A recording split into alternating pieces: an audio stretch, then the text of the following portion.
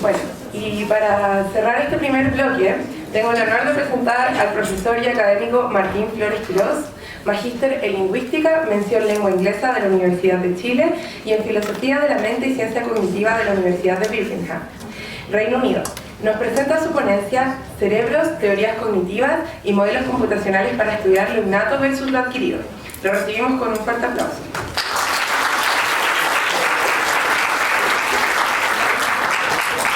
Gracias, Roxana. Antes de comenzar, me gustaría agradecer a la organización de esta jornada porque se nota el esfuerzo que han puesto los chiquillos acá y estamos bastante orgullosos de ustedes como cuerpo académico. La ponencia que voy a presentar ella, que se titula Cerebros, Teorías Cognitivas y Modelos Computacionales, experiencia con dos modelos computacionales para estudiar lo innato versus lo adquirido, es parte del trabajo de magíster que yo realicé en el 2013. El contexto de esta investigación es el siguiente. Primero, tenemos que considerar que el estudio de la adquisición del lenguaje es una tarea muy compleja por los costos y tiempo involucrados. A pesar de que en este momento contamos con bancos de datos extensos de comunicación humana, aún no podemos acceder directamente a los procesos cognitivos que ocurren en los cerebros mientras se está procesando el lenguaje y mientras se está adquiriendo. Más aún, no podríamos investigar cómo sería privar a un niño de la adquisición del lenguaje porque eso tiene motivo ético bastante fuerte. Por lo tanto, podríamos utilizar simuladores computacionales, como las redes neuronales artificiales, que tienen la capacidad para simular diferentes habilidades cognitivas humanas. Algunas de estas habilidades cognitivas humanas son la búsqueda visual, la atención visual y el reconocimiento de voz. Por lo tanto, podríamos utilizar estos simuladores para contrastar distintas teorías cognitivas. Este tipo de estudios se enmarca en lo que es conocido como la neurociencia, como lo que es la neurociencia computacional. La neurociencia computacional tiene una base neuronal bastante fuerte, por lo tanto ahora vamos a hablar un poco sobre las características del cerebro humano. Primero, el cerebro humano está compuesto de alrededor de 86.000 millones de neuronas. Cada una de estas neuronas puede estar conectada con 10.000 neuronas en distintos lugares del cerebro. Eso nos da un total de, el número que aparece ahí, 10 elevado a 15, sinapsis, por favor no me hagan decirlo porque no podría. Y esto tiene consecuencias muy positivas para el funcionamiento de nuestro cerebro. Primero, tenemos lo que es el procesamiento en paralelo, es decir, que nuestro cerebro procesa la información en distintos lugares y puede procesar distintos grados de información. Luego, al estar interconectado con distintas partes del cerebro, también tenemos lo que se conoce como procesamiento distribuido, es decir, que el conocimiento humano no está netamente localizado en una parte específica del cerebro, sino que se puede localizar en distintas áreas. Esto tiene una consecuencia más positiva aún, que hace que el cerebro humano sea resistente al daño. Voy a dar un pequeño ejemplo para demostrar que el cerebro humano es resistente al daño. Algunos de ustedes, me imagino que no todos, alguna vez habrán tomado alcohol, se habrán pasado un poco de la cuenta y en ese momento sentían que no podían caminar bien, no podían hablar bien o no podían pensar como suelen hacerlo. Pero al día siguiente, y con descanso y hidratación apropiada, su cerebro vuelve a trabajar como si no hubiera pasado nada, a pesar de que ustedes con ese acto dañaron millones de neuronas.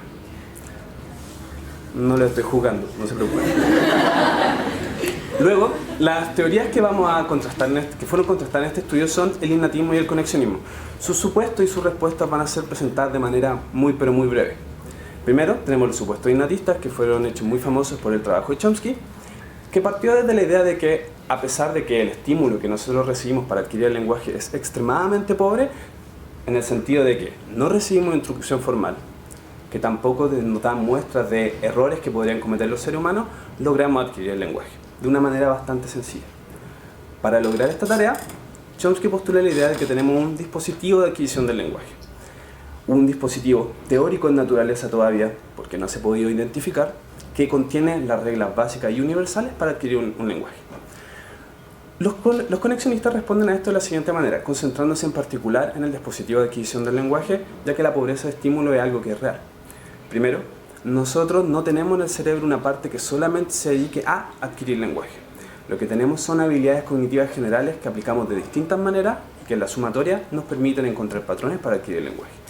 Esto se debe a la plasticidad cerebral que ya está indicada anteriormente. Tenemos una gran cantidad de neuronas que tienen un número bastante alto de conexiones que nos permiten procesar la información.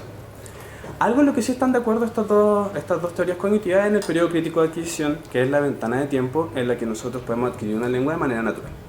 A pesar de que aquí yo estoy presentando ambas teorías como contrarias, ese no es el caso. El conexionismo sí supone cierto grado de innatismo, pero un grado de innatismo que no es extremadamente fuerte como en el caso de Chomsky.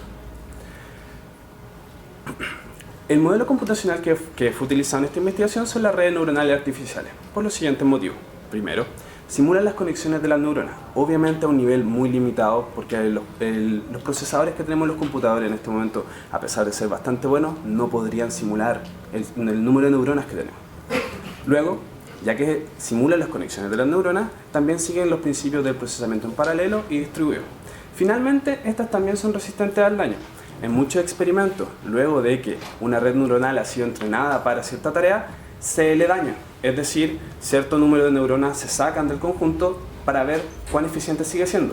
Lo que en verdad se demuestra, la red neuronal sigue siendo eficiente a pesar de no contar con todas sus neuronas. Acá tenemos una de las muchas neuronas biológicas que se pueden encontrar en el cerebro, una representación de ella, y lo que vendría a ser la representación de la neurona artificial. La neurona artificial es un supuesto matemático, ¿ya? En el que podemos ver cómo hay un cuerpo ahí que tiene cierta función matemática que permite analizar el input que se le da para producir un output.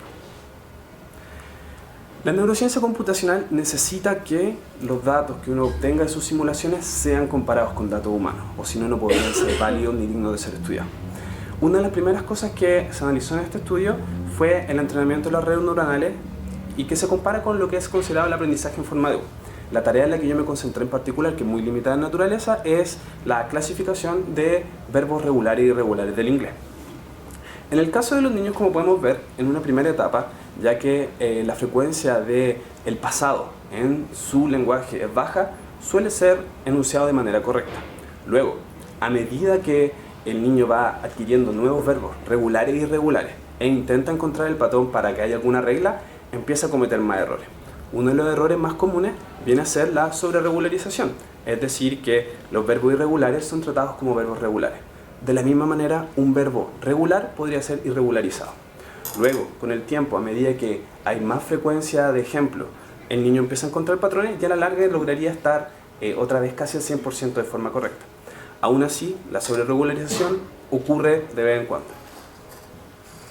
Lo que voy a presentar ahora son los modelos que yo utilicé, las características de ellos y cómo estos se relacionan con las dos teorías cognitivas que brevemente mostré y su representación visual, ¿ya? Primero tenemos la red ignatista.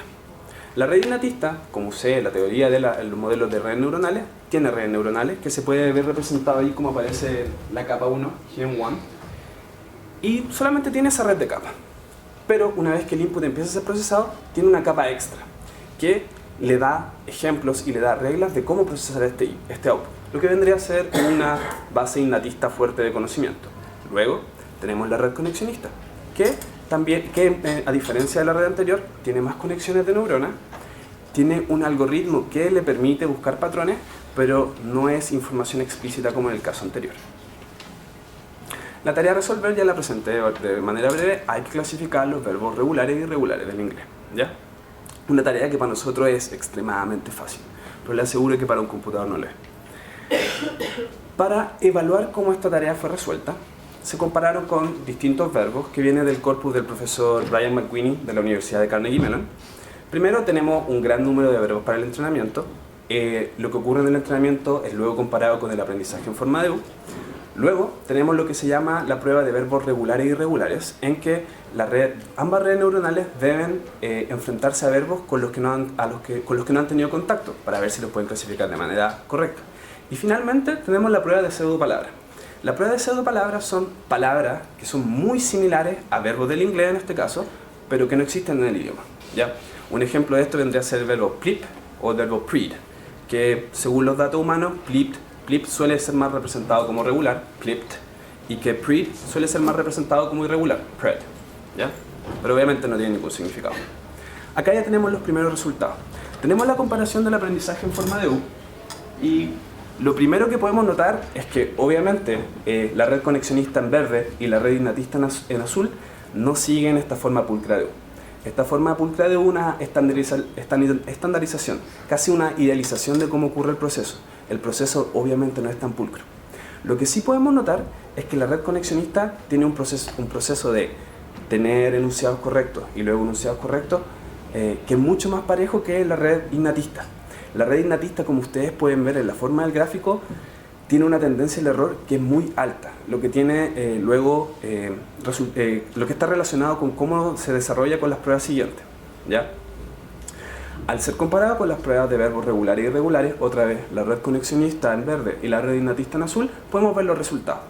Cuando se compara con los verbos regulares, podemos ver que en los dos casos tienen casi un 100% de eficiencia, lo que es bastante esperable porque la regla de los verbos regulares es muy sencilla en inglés.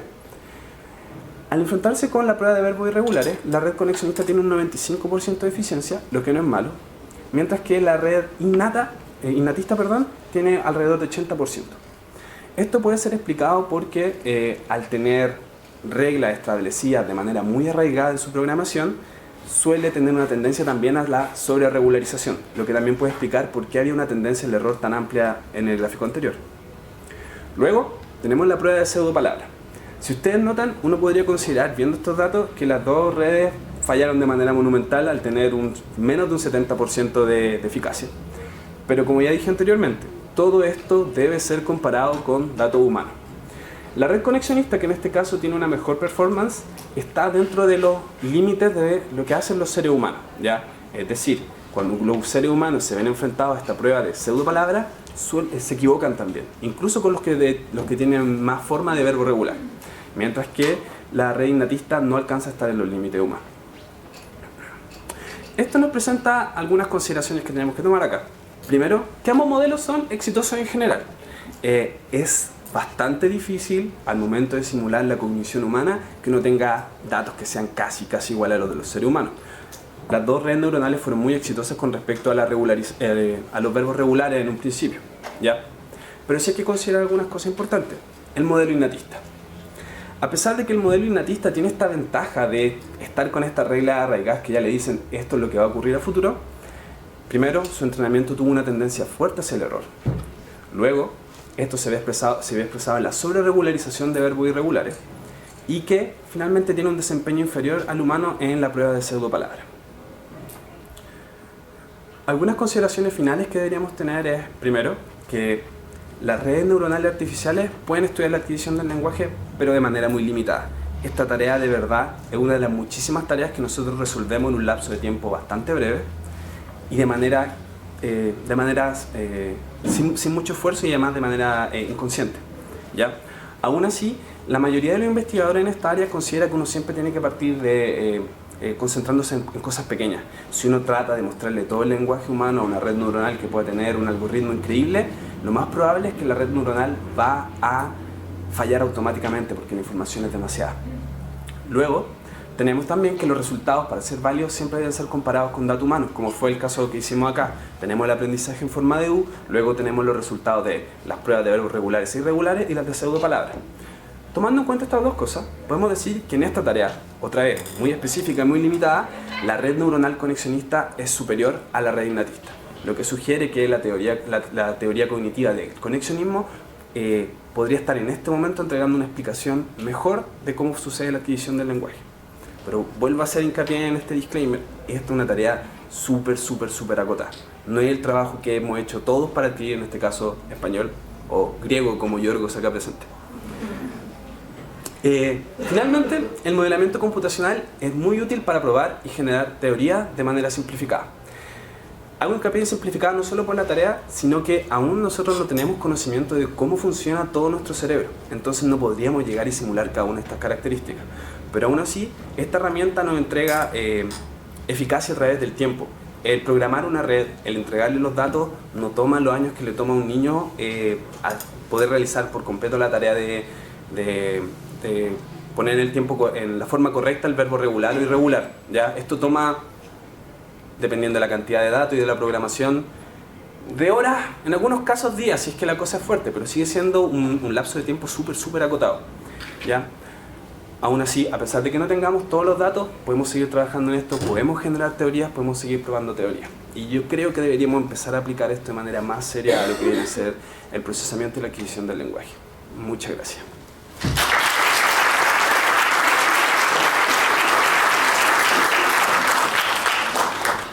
Bueno, tenemos tiempo para preguntas. ¿Alguien?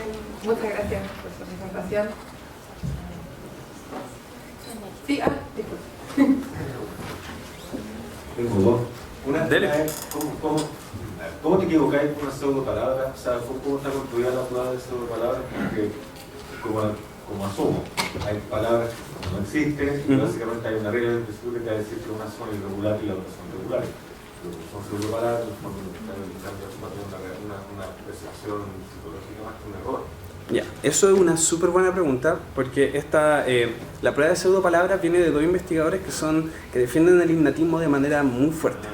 Entonces, al encontrarse primero con estos modelos conexionistas o emergentistas, ellos empezaban a hacer ciertas críticas, ¿ya?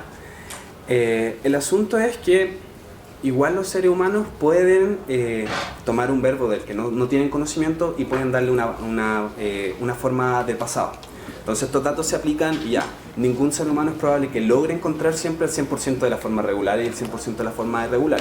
Lo que sí da cuenta de esto es que también tenemos patrones de cómo es las formas irregulares, que no son una cosa tan azarosa. Entonces hay verbos que si uno los compara, no sé, por ejemplo cuando yo hablé de preed, tiene dos E, hay muchos verbos irregulares en inglés que al tener dos E cambian de forma, no sé, meet, met, ningún problema, o la pronunciación read, read, entonces se esperaría que la persona llegue a eso, ¿ya? Pero esta prueba igual ha tenido hartas críticas con respecto a eso, porque ¿cómo sabemos que un ser humano siempre lo va a lograr? Pero aún así, esta es una de las primeras barreras que uno debe sortear si es que uno quiere considerar que su modelo conexionista es superior a un modelo innatista, solamente para poder responderle a estos dos investigadores. Y la otra era ¿cómo definiste eficiencia? Ya, ¿cómo? Asumo que una proporción entre tiempo de... O sea, porque en los gráficos no se veía cuánto tiempo se demoraba. Ya, súper buena pregunta también Daniel, muchas gracias. Uno puede medir el tiempo en que se demora el entrenamiento de la red neuronal y también cuánto se demora en resolver una tarea. La eficiencia se midió de dos maneras, cuántos resultados correctos tenía y también cuánto se demoraba. Con respecto a tiempo, que no lo incluye acá, por obviamente los constreñimientos de la presentación, la red innatista suele partir más rápido, tiene las reglas de antemano, pero al momento de encontrarse con errores, la programación de estos simuladores hace que cuando uno encuentre un error, uno tenga que volver a entrenarse o volver a considerar el error para mejorar a futuro. Se empieza a saturar por la sobreregularización. La sobreregularización es el problema más grande de la red innatista. Entonces la red innatista es menos eficiente con respecto a su performance y a la vez se demora más tiempo. Obviamente en tiempo humano es súper poco. O sea, sí, eso diría yo. Pero todavía queda harto como para poder hacer que Chomsky diga que fue derrotado alguna vez. Gracias, Daniel. ¿Alguna? No. ¿Alguna otra pregunta? Sí. Disculpa, pero se murió el micrófono. Ya, allá y después acá. Pasen.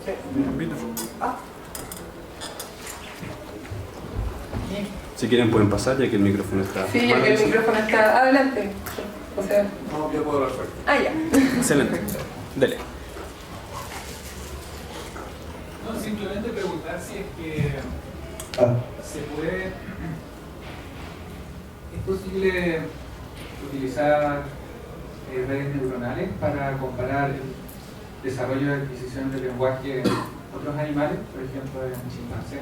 Es decir, un estudio comparado entre humanos y otros mamíferos, por ejemplo.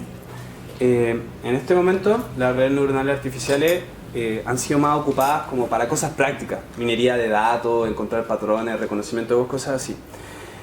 El problema de simular habilidades cognitivas, sobre todo habilidades cognitivas como la adquisición del lenguaje, es que sabemos poco del proceso, ya que si hacemos, no sé, una resonancia magnética, no nos da una locación específica. Incluso si sufrimos daño cerebral, se pueden mantener ciertas cosas, entonces de cierta manera azaroso. Entonces no conozco que se haya hecho eso. Se podría hacer, pero tendríamos que tener un banco de datos bastante extenso como para poder hacer comparaciones. Y más aún, las comparaciones serían súper simplificadas. O sea, para poder comparar, digamos, este trabajo súper pequeño con los verbos, tendríamos que asumir que los chimpancés también tendrían esas características. Entonces, a no ser que podamos simular las dos formas de comunicación por completo y de manera exitosa, no se podría... O sea, en este momento, siempre hay que hacer ese hincapié, en este momento sería difícil poder compararlo de una manera que fuera comparable de verdad. Porque podríamos comparar cualquier cosa, pero podría, obviamente, no ser válido. Sí, Profesor Ortiz. Ha sido pura pregunta buena, espero que la mía te haga la. En tu opinión, ¿cuán lejos estamos de poder predecir el futuro? Vale decir, como profesores de lengua extranjera, a nosotros, a mí me preocupa, supongo que a muchos, el hecho de que lleguen alumnos a estudiar lengua extranjera y no tengan mucha habilidad. Y el alumno sufre durante los 4 o 5 años de la carrera, porque no sé si la palabra es habilidad, no tiene esa habilidad para adquirir estructuras. Tú hablaste de estructuras también, creo yo, ¿cierto? Decir read, de read, tomar read. Ese es un tipo de problema, pero yo pienso en otros tipos de problemas. Yo estoy preocupado de enseñar pronunciación, por ejemplo, y me preocupa por qué hay alumnos con tan baja habilidad para llegar a producir. ¿Se podrá llegar a predecir de alguna manera el futuro? Bueno, en este caso yo asumo que, no sé, yo tomo los datos de cierto alumno que está postulando a la carrera, los paso por algún programa y que me diga, ya, esta persona a la larga podría ser 75% efectivo en su pronunciación, o lo más probable es que no lo logre. Eso es la pregunta. Ya, perfecto. ¿Se podrá medir el número de sinapsis? El número de sinapsis. Bueno, como ya planteé, una sola neurona humana puede tener 10.000 sinapsis con 10.000 neuronas. Llegar a modelar eso en un computador, ya sea este o en uno de los más grandes como los que tiene IBM, es una de las cosas más difíciles que hay, porque se suelen sobresaturar. Nosotros todavía no tenemos claro, desde la neurociencia, cómo nosotros logramos hacer tantas tareas con las capacidades que tenemos.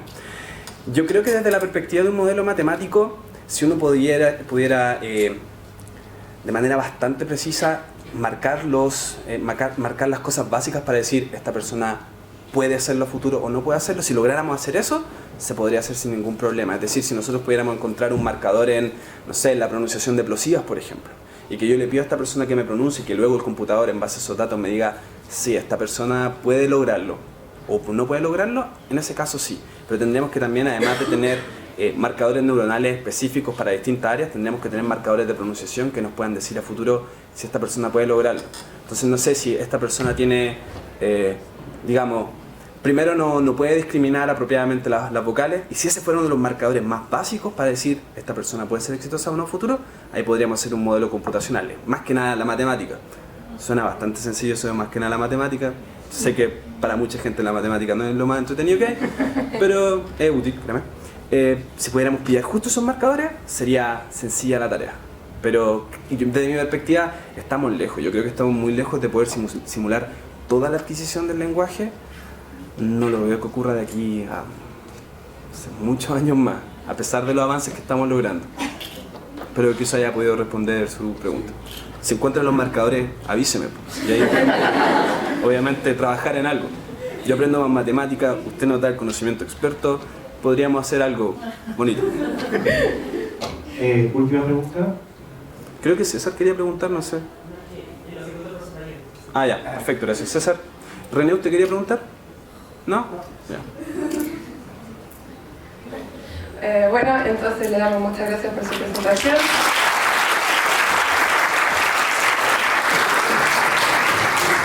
Recuerdo que no recuerden. Yo no tomo café. Ya, eso sí.